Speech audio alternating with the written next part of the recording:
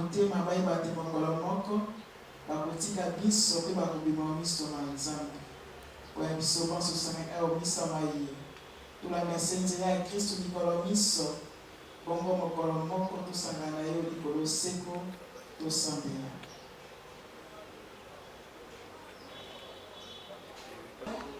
baepiskopo basangisi baye na baepiskopo banso na banganga Nzambe na ekolo ya yo mobimba tata okusi bolamu yoka mpe losambo na biso bana bayo tosangani aomisa mai benga mpe bana bayo bapanzani mosika kanisa mpe mosaleli wa yo David Kalala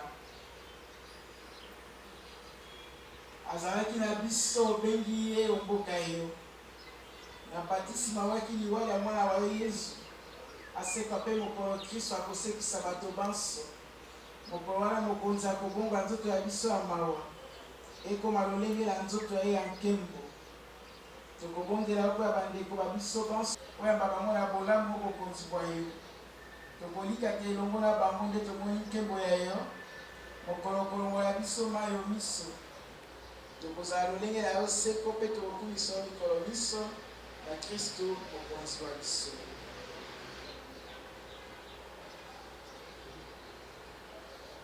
Mpo ya Kristo ozali na elimo santu Nzambe moko obileko miso seko okonzi bwa yo oyo elingi yo basala ngose lokola bakosalaka olikolo limbisa mabe na biso lokola biso tokoyimisaka baninga salisa biso tolima masengeli te eyobikisa biso mabe tokobongela yo mokonzi obikisa biso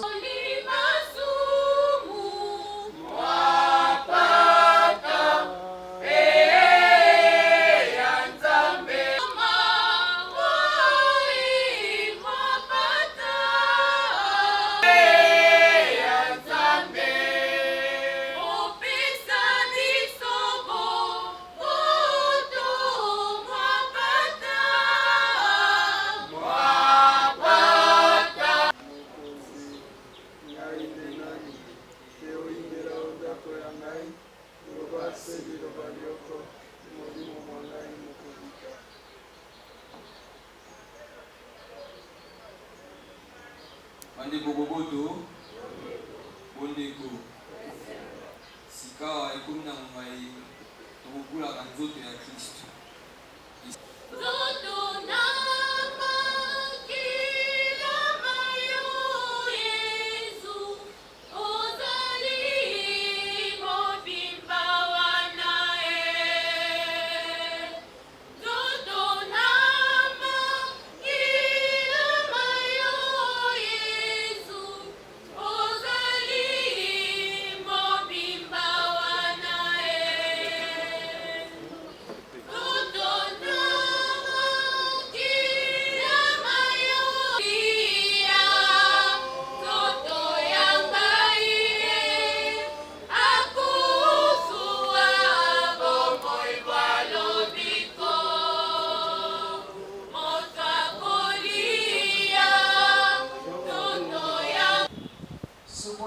na mbilo ya mabe masei kobondela bongo kongo ya Kristu oya me mokonzi wa biso obileko biso seko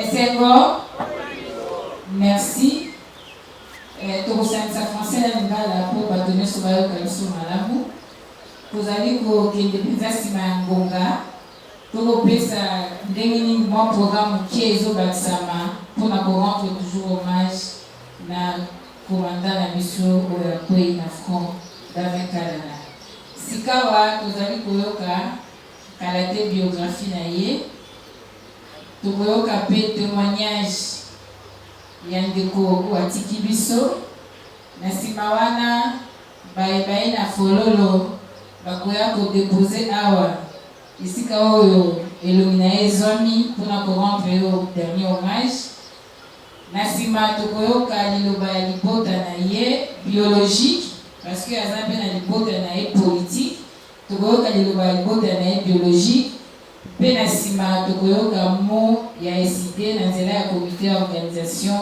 oyo esali nyonso po ete mokolo ya lelo ekokisama boye pe to rendre hommage na mbolombolo na biso oyo atiki biso na yango po toomela mingi te tokoloba boye. Excellence Monsieur le Président élu, distingué honorable, distingué membre du Bureau national, membre de famille, de sympathisants et connaissances, bonjour. Nous disions qu'on n'a plus de temps à perdre, nous courons devant les temps. Le programme se présente comme suit. À présent, nous allons suivre la biographie de notre Mwanamboka Davin Kalala. Ça sera suivi de témoignages. Après, nous allons faire les dépôts de gerbes de fleurs. Après, la famille va faire un mot. Puis, le parti décidé fera un mot au travers de son comité d'organisation de ses obsèques. Yango Tolobi Boye, biographie Yandeko Davin Kalala. Ndeko Davin Kalala, auti na libota ya bana minei. Azalaki mwana ya misato. Pe mobali se ye moko. Papa oyo aboti ye kombo na ye Kalala Arthur. Pe mama abengamaki Agnès. Ndeko Davin abalaki.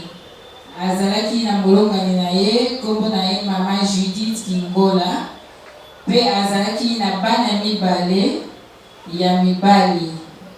Moko azali na bana mibale ya ya mobali aza na 8 ans.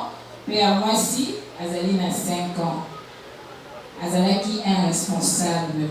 Abotamaki le 4 mars 1980. Akoufi le 18 octobre 2021. Azali moto ya village Mukilu Mukugu Makulu Makugu na territoire ya Bulungu, secteur ya Kwilu, Kimbata na province ya Kwilu, Mbala. Excusez, Azalaki Mumbala, écriture où les appels passés. Azalaki Mumbala.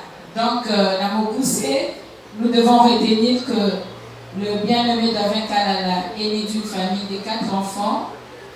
Il était 3e de la famille, garçon unique de son père. Son papa s'appelait Kalala Arthur et sa maman Agnès. Davin était marié à Judith Kingola. Il avait 2 enfants. Le garçon a 8 ans et la fille a 5 ans.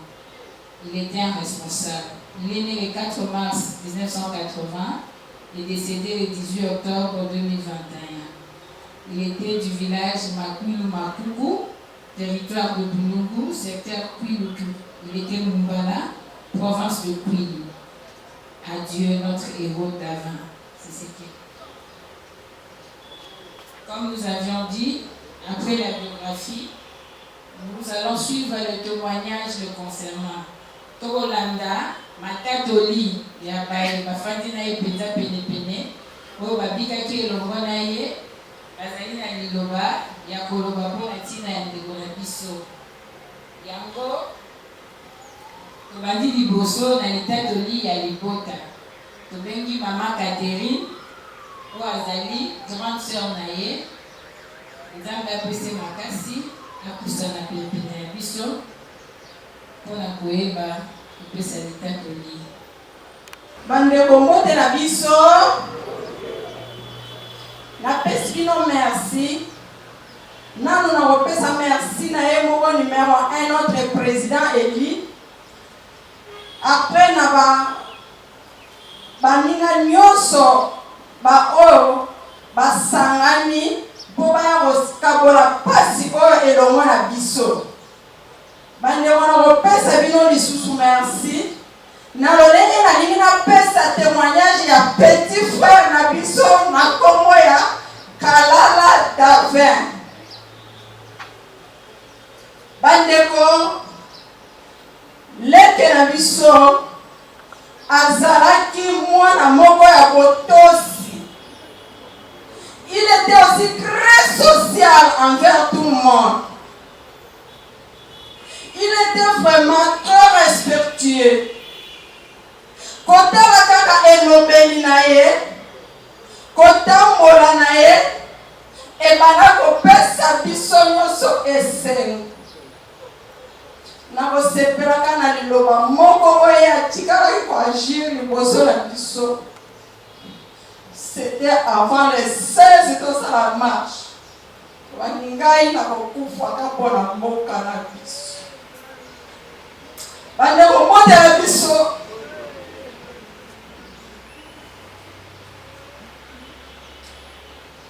Oh, excusez-moi. Nakomi na suka, que son âme se repose en paix. Merci. Merci. Merci, ça fait mal. Mais Nzambe kaka asimba motema. Ndeko na biso Hervé apusana mpona litatoli ya ndeko Davin Kalala Musindala azali moko oyo ya basoldat ya place ya résistance Francis na quartier 3. Ndeko Davin aye na parti tozali kosangana na place ya résistance bien attendu. Ndeko azalaki chaque fois koya koyoka maloba toteyi ye maloba ya parti te alobi ki akoma membre. Akomi membre ya parti biso oyo toenregistré ye azwi carte na ye oyo nouvelle carte un certain 21 juillet 2021. Ntango azwi carte na ye wana akomi koya na parti atikala kozanga ata milulu moko te ya parti. À chaque fois soki parti esali appel milulu moko songolo bakala ndeko azalaki toujours présent. Ndeko on a retenir sur le plan social, azalaki vraiment solidaire. Azalaki moto oyo abandaki vraiment contribuer bongo na ye pour le fonctionnement ya parlement de Bourg de place à résistance.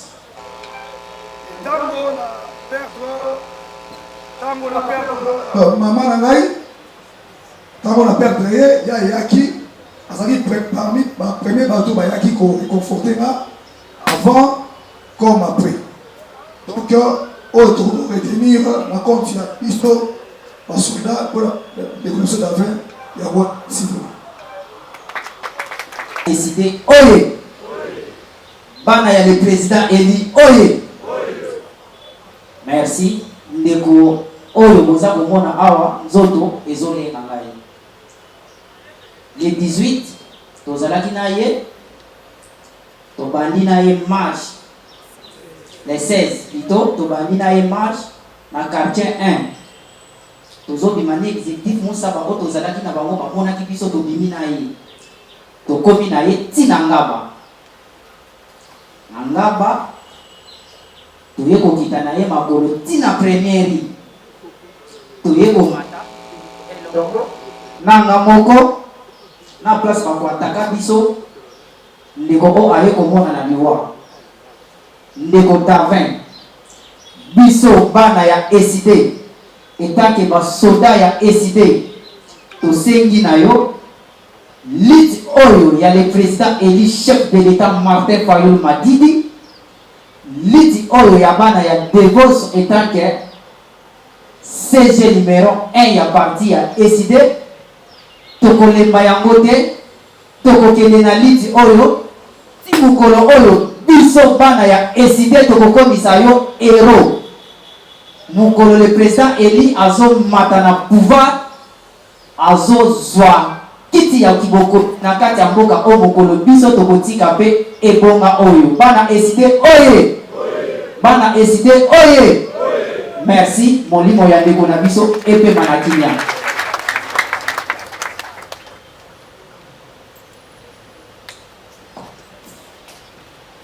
Merci, merci Ndeko. Honorable Ados Ndomasi. Bonjour. Mesdames et messieurs, distingués membres de l'assistance,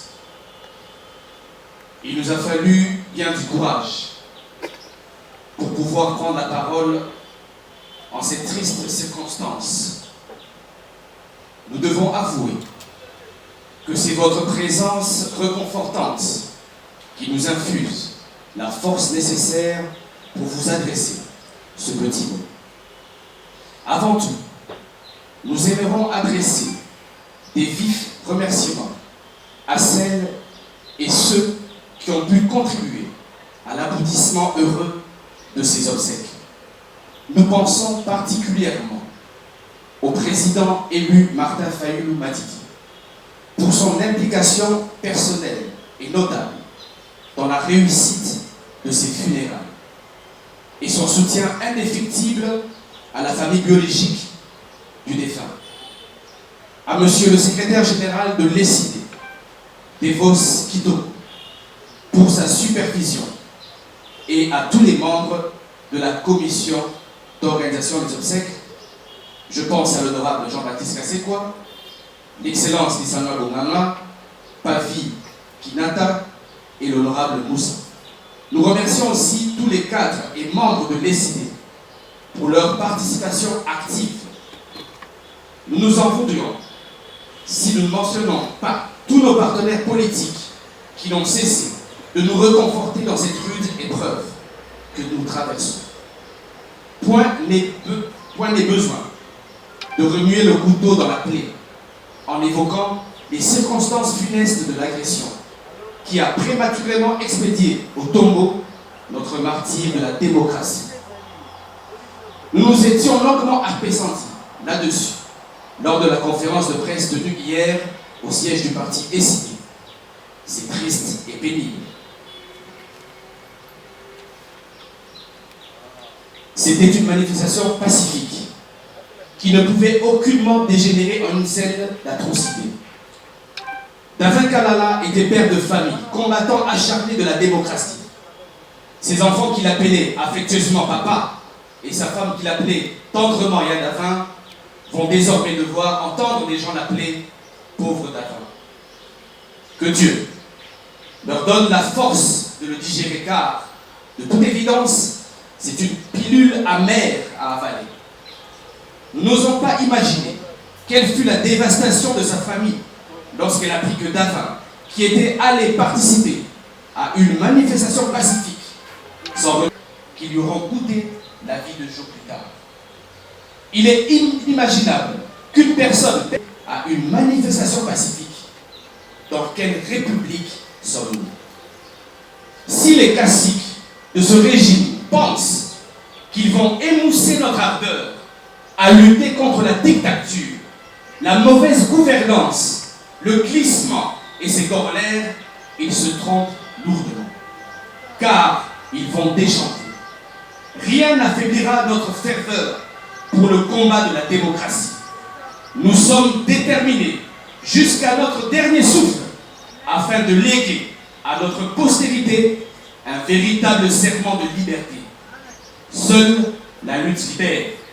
En effet, il est impensable que l'exercice d'une liberté publique, celle de manifester, soit source de violence et de tuerie dans un état dit de droit. Plus jamais ça. Que ce jour soit marqué d'une pierre afin que nous nous souvenions toujours de Davin Kalala comme martyr de la démocratie. Que la terre de nos ancêtres lui soit douce et légère. Merci.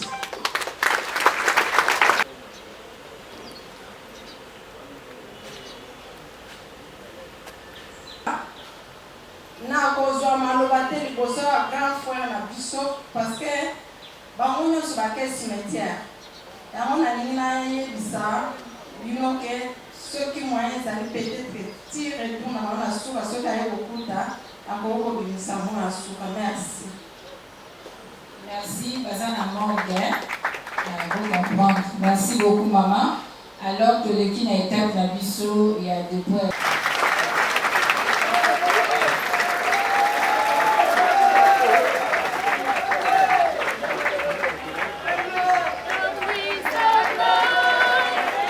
Yeah.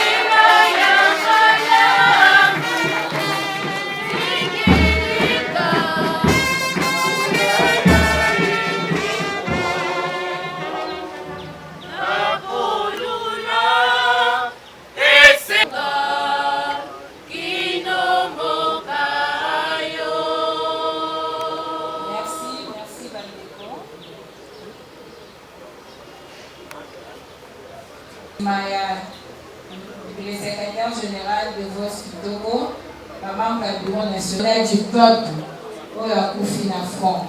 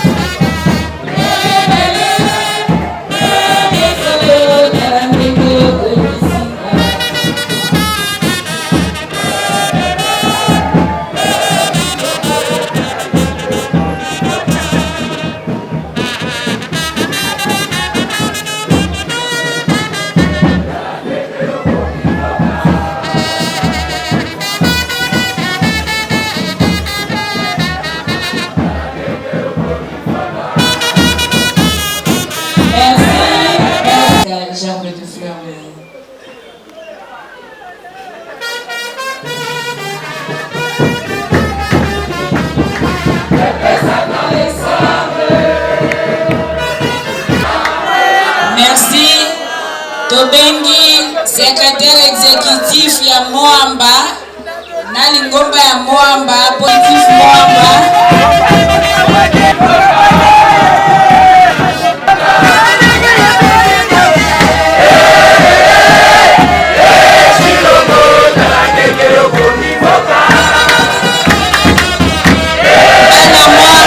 Bana Moamba to rendre hommage aux soldats du peuple.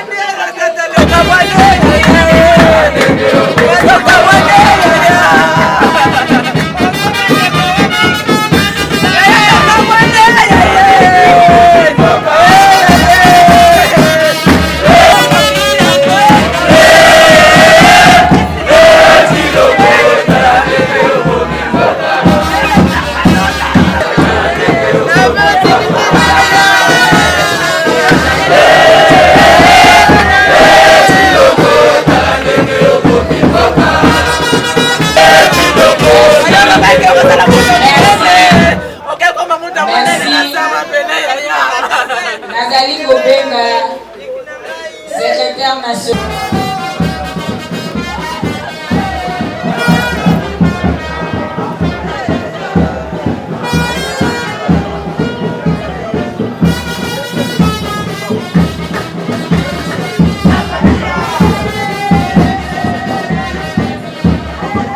Ça va, papa Louis Garam.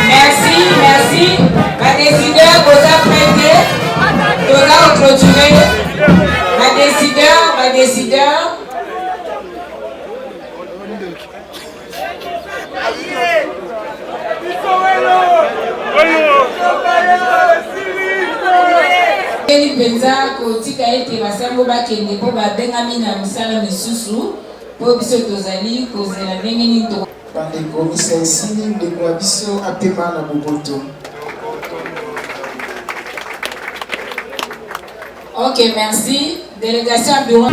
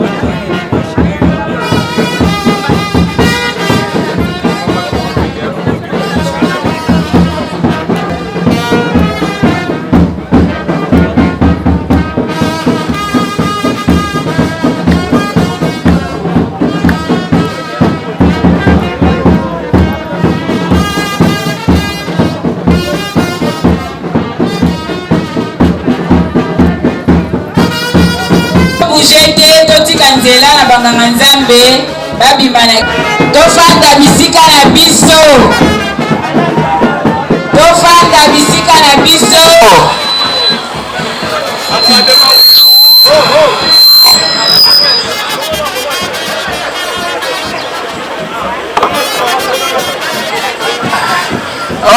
bango bayaka na bibembebe bakoya na ye akoya komona parti na ye kuna te botika délégation bureau national badisposition ezwami toza na problème moko tolora ye kino na suka akende na logoyo memolani ya solda ergo oyo akufi na front.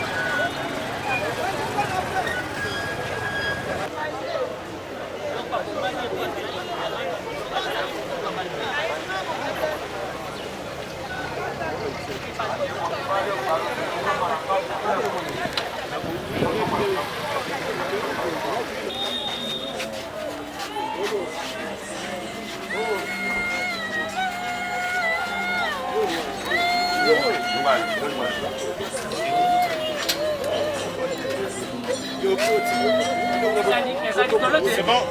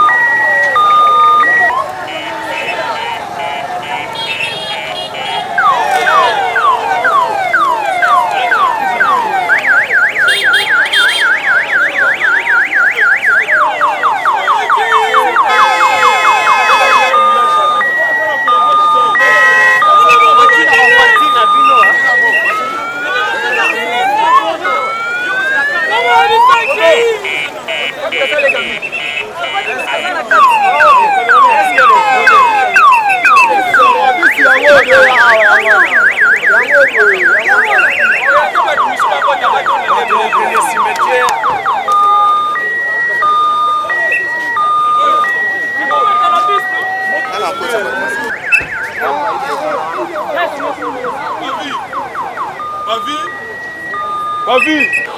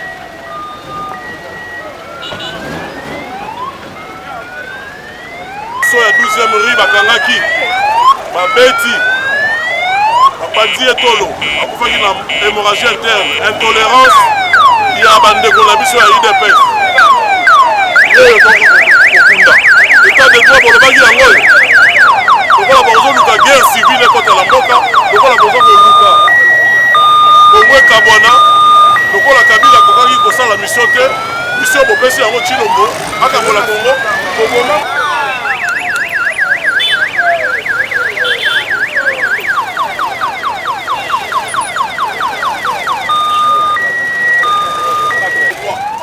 Article 64 de la Constitution, nous allons vous permettre de